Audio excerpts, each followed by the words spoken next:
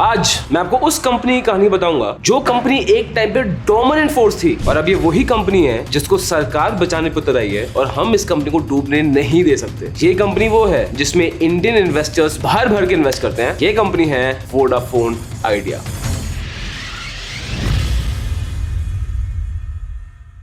Vodafone idea company क्या करती है, क्यों है, ये देखो यार ब्रॉडली हम सबको पता है, बट गोलिया काम है तभी भी आपको थोड़ा सा मैं ब्रीफ में बता। Aditya Birla group, Vodafone group, इन दोनों का मर्जर हुआ और फॉर्म हुई कंपनी वोडाफोन आइडिया इन 2018। अब इनके बिजनेस सेगमेंट्स क्या आते हैं? सबसे पहला ब्रैकेट आता है मोबिलिटी का। मोबिलिटी में सबसे पहले आता है वॉइस बिजनेस। इनके पास 22 सर्विस एरियाज है जहां पे ये 4,87,000 सिटीज को इंडिया में कवर करते हैं, जिसमें 1.2 बिलियन लोग आते हैं। इसमें 2G आता है, 3G आता है, 4G आता है, 5G भी आएगा, वो भी इंट्रोड्यूस करेंगे। उसके बाद आता है ब्रॉडबैंड सर्विसेज। अगेन इनके 22 सर्विस एरियाज है जहां पे ये 3,41,000 टाउन्स और विलेजेस को ब्रॉडबैंड सर्विसेज प्रोवाइड करते हैं और ये सर्विसेज होती हैं 3G और 4G प्लेटफॉर्म में। फिर आता है डिजिटल कंटेंट और वोडाफोन आइडिया ने रियलाइज किया है कि देखो यार कस्टमर्स की ये अब डिमांड है, तो उन्होंने बहुत सारे टाई-अप्स किए हैं विद ZEE5, जी टीवी, शुमारू, हंगामा, जब टीवी, न्यूज 18, रिपब्लिक 18, इन सबसे टाई-अप किए। और अब इनके ऐप में 400 से ज्यादा लाइव टीवी चैनल आते हैं, HD में आते हैं, SD में आते हैं, 10,000 मूवीज हैं, टीवी शोज हैं इन 16 इंडियन लैंग्वेजेस। इनका सेकंड बिजनेस सेगमेंट है टू प्रोवाइड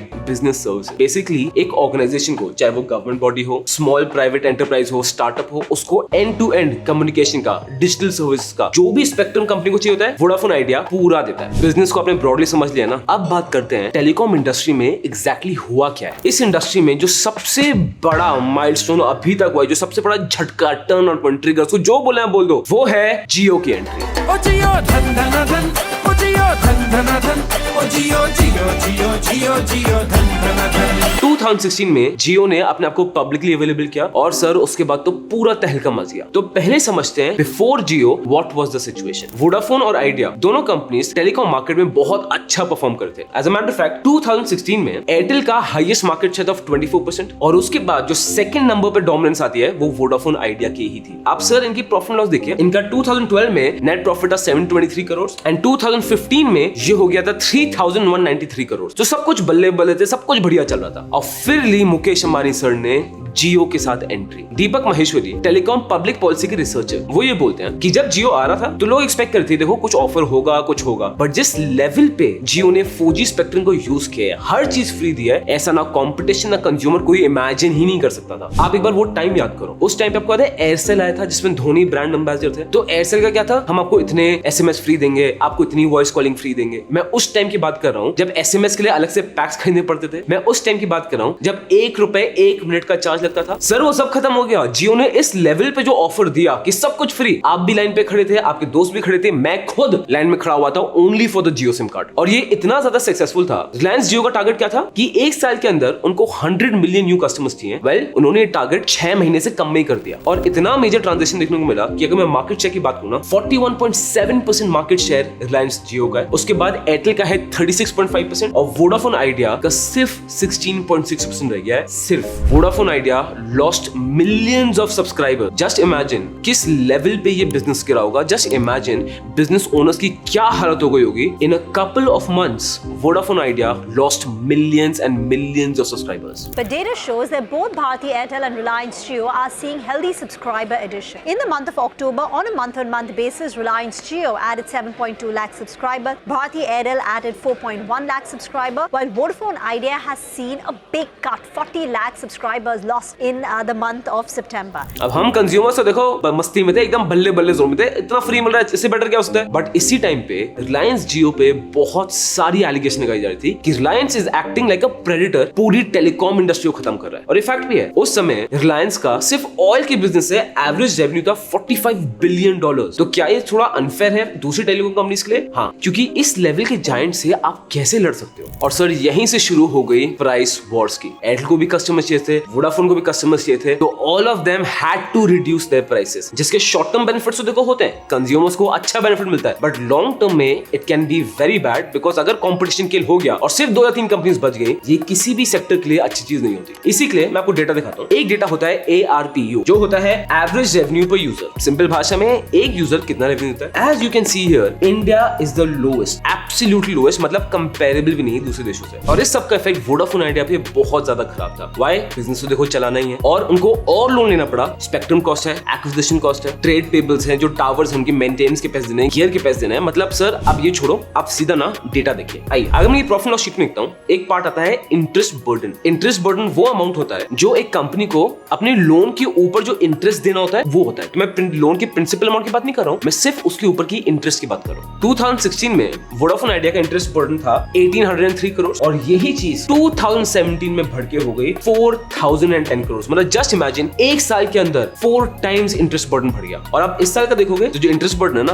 अब 23 करोड़ के ऊपर चला गया। और यही चीज आपको बैलेंस शीट में देखने को मिल जाएगी। बैलेंस शीट में मैं इनका देखना चाहता हूँ बोरिंग्स का पार्ट। आइए 2016 में इनकी बोरिंग थी अराउंड 40,000 करोड़, और अब इनकी बोरिंग हो गई है ऑफ 2,37,766 करोड़। जियो ने इस लेवल पे चेंज किया ना, it was so difficult for Vodafone Idea to survive. But Vodafone Idea का ना सर्वाइव करना हम सबके लिए बहुत ज्यादा जरूरी है, और मैं सिर्फ इन्वेस्टर नहीं, एज अ कंज्यूमर भी बता रहा हूँ। और आप समझते हैं क्यों। सबसे पहला, जो वोडाफोन आइडिया के 14 करोड़ सब्सक्राइबर्स हैं जो 2G नेटवर्क से लिंक्ड हैं, वो ज्यादा ना डेली वेज वर्कर्स हैं। इफ वोडाफोन आइडिया फॉल्स, लगा लो कंपनी हो गई सर वोडाफोन आइडिया बंद, होगा क्या? इन डेली वेज वर्कर्स को सबसे पहले 4G वाले फोन खरीदने पड़ेंगे, इनको हायर प्लान्स में जाना पड़ेगा, तो उनपे तो बहुत ज्यादा इफेक्ट आएगा, और हमारे देश की रूरल डिमांड जो ऑलरेडी सफर कर रही है उसमें और ज्यादा प्रेशर आ जाएगा। दूसरी चीज, अगर वोडाफोन आइडिया हट गया, टावर्स की मेंटेनेंस तो करनी पड़ेगी, कौन करेगा? फिर आएगा रिलायंस जियो और एयरटेल के पास, और जब इन दोनों को ज्यादा कॉस्ट देनी पड़ेगी तो सर अल्टीमेटली कॉस्ट किससे निकालेंगे? आपसे और मुझसे। अल्टीमेटली हमारे ही पैसे बढ़ेंगे। और अभी तो टेलीकॉम में मेजरली सिर्फ 3 कंपनीज ही बची हैं, जियो, एयरटेल, वोडाफोन आइडिया। अब अगर वोडाफोन आइडिया बंद हो गया ना, ये हो जाएगा डुओप, और ये लॉन्ग टर्म के लिए एक बहुत खराब चीज है। बिकॉज जिस सेक्टर में डुओपली बन जाती है, या इवन वर्स मोनोपोली हो जाती है, होता क्या है, कोई और प्लेयर एंट्री नहीं कर पाता। वाई? दूसरी दोनों कंपनी अपनी प्राइस इतनी नीचे कर देंगी कि दूसरी कंपनी खत्म। एंट्री बैरियर्स इतने स्ट्रॉन्ग क्रिएट हो जाते हैं, और जब सिर्फ 2 ही कंपनी डोमिनेंस बचती है कि और कोई मार्केट में है ही नहीं, कोई सप्लाई नहीं करता, तो होता क्या, फिर बढ़ाई जाएगी प्राइस और ऊपर और ऊपर और ऊपर। इसमें नुकसान ना सिर्फ हमारा होगा और हमारी इकोनॉमी का भी होगा। बिकॉज अगर इस इकोनॉमी में डेटा महंगा हो गया तो हमारी इकोनॉमिक जो डिजिटलाइजेशन ग्रोथ है वो डेफिनेटली स्लो डाउन कर जाएगी। और इसीलिए अब वोडाफोन आइडिया की हेल्प करने के लिए सरकार उतर के आ गई है।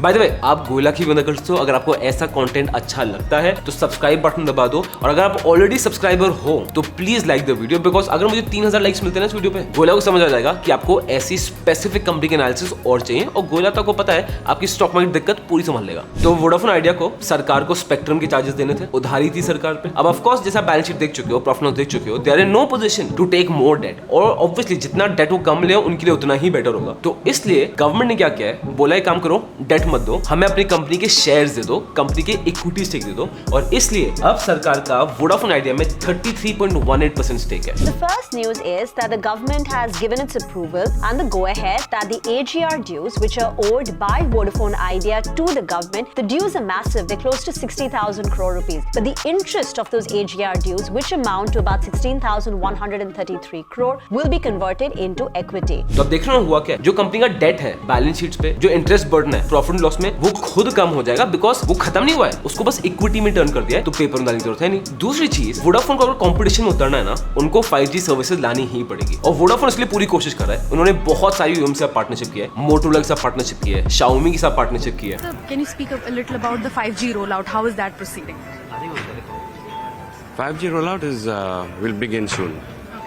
So nothing else, sir? I think we're talking about awards today, no business. So और ये अनाउंस हुआ था कि जून 2023 में वोडाफोन का 5G सर्विस रोल आउट होना शुरू हो जाएगा। और एज ऑफ नाउ, मतलब जब मैं वीडियो रिकॉर्ड कर रहा हूँ तब तक तो कुछ भी अभी 5G सर्विस शुरू नहीं हुई है, जिसका इफेक्ट वोडाफोन के लिए और ही खराब होने वाला है। बिकॉज रिलायंस और एयरटेल की डोमिनेंस और बढ़ती जाएगी। एज ऑफ नाउ उनकी डोमिनेंस 77% रेवेन्यू पर है, और ये एक्सपेक्ट कर रहे हैं दैट बाय 2025 रिलायंस और एयरटेल की डोमिनेंस 81% तक चली जाएगी। ये तो कोई सर्विसेज की बात है। बट एक और बात जिसमें वोडाफोन आइडिया बहुत ज्यादा फोकस कर रहा है वो है गेमिंग पर। वोडाफोन आइडिया क्या है कि हमारा बहुत सारा यूथ गेमिंग बेस्ड है, और जैसे मैं तो अपने फोन में ज्यादा गेमिंग करता ही नहीं हूँ ना, मुझे आती है, मतलब वो छोटे मोटे शायद पजल गेम होंगे, बट गेमिंग इंडस्ट्री बहुत बड़ी है। इसलिए आपने देखा होगा जब कोई मोबाइल फोन का रिव्यू भी देखोगे ना, वो उस मोबाइल फोन को गेमिंग के लिए हमेशा टेस्ट करेंगे कि ये हार्ड को गेम सह पाएगा नहीं पाएगा, ये मोबाइल अच्छा है कि नहीं है। विच शोस गेमिंग इंडस्ट्री डोमिनेंट है, और इसी मार्केट को वोडाफोन आइडिया पकड़ना चाहता है। इन्होंने गेमर जी से टाइप किया है, ई स्पोर्ट्स से टाइप किया है, और काफी सारे गेम्स इनके पास, जैसे call of duty, Clash Royale, world cricket championship 3। Personally speaking मैंने कोई गेम्स नहीं खेले, भाई मेरे गेम्स तो फेवरेट गोला के वो ये टेकन 3। ओहो क्या गेम था टेकन 3। अगर आप टेकन 3 खेलते हैं मुझे कमेंट बॉक्स में बताना, मतलब मेरा आधा बचपन टेकन 3 में बीता है। तो ओवरऑल आप देखोगे तो वोडाफोन आइडिया ना 4 चीजों में सबसे ज्यादा फोकस करा है। सबसे पहला है कि जो अपने कस्टमर का एक्सपीरियंस है उसको बेटर करना चाहते हैं। दूसरा, ये एवरेज रेवेन्यू पे यूजर उसको हल्के हल्के बढ़ाना चाह रहे हैं by providing the customer more valuable services. तीसरा, ये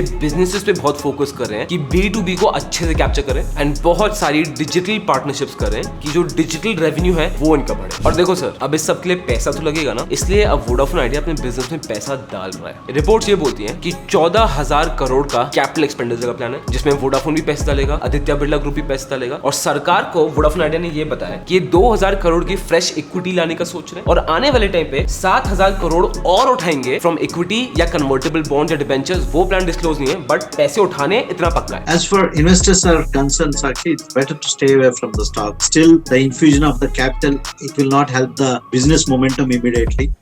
There are other developments need to take place which are far away. But since the markets are trending at a higher level, so these kind of stock come on limelight and try to glitter on the markets because of these kind of news. अब आ जाते हैं sir इसके financials में। Sales growth for the past 3 years is -2.11%। Profit growth क्या बात करूं, ये loss making company है। Operating profit margin is 18.9%। ROE applicable नहीं है, मतलब रिजर्व्स तो है नहीं, इनकी नेगेटिव रिजर्व्स है। और ROCE -8.33 है। और डेट इक्विटी की गोयला बात नहीं करने वाला, इस कंपनी की डेट इक्विटी की बात करने का कुछ भी फायदा नहीं है। ये कंपनी ग्राफ और जैसा देखते हो कंसोलिडेशन फेज में चल रहा है। अब आते हैं दोस्त कड़वा सच। ये वो कंपनी है which is one of the most traded and invested company by retail investors in our markets. तो चांसेस है कि आप ये वीडियो देख रहे हो या सर्च करके मिल गई होगी, तो आप वोडाफोन आइडिया में इंटरेस्ट रखते हो या आपके पास ये स्टॉक रखा है। मेरा आपको ऑफेंड करने कोई लॉजिक नहीं है। क्लियर चीज ये है, ये कंपनी बिल्कुल भी फंडामेंटली स्ट्रांग नहीं है। इस कंपनी को हाँ सरकार बचा रही है एंड चांसेस है कि कंपनी टिकी रहेगी फॉर लॉन्ग टाइम, बस फ्लोट रहती जाएगी। बट क्या ये कंपनी इन्वेस्टेबल है? नहीं। मतलब मुझे एक आप लॉजिकल रीजनिंग बताओ एंड आई गेट इट। आपने शेयर खरीद रखा है, आप एक इमोशनल अटैचमेंट बन जाता है, लॉस हो रहा है, नहीं बेच पा रहे, कैसे बेच दें, गोयला तो टीवी में कुछ भी बोल देगा बट मैं कैसे शेयर बेचूं, एंड आई गेट इट। आपका पैसा और सबका पैसा हार्ड अर्न्ड होता है, इट्स डिफिकल्ट। बट दोस्त यही स्टॉक मार्केट का गेम है यार, you need to take the hard decisions. ये जो वोडाफोन आइडिया कंपनी है ना,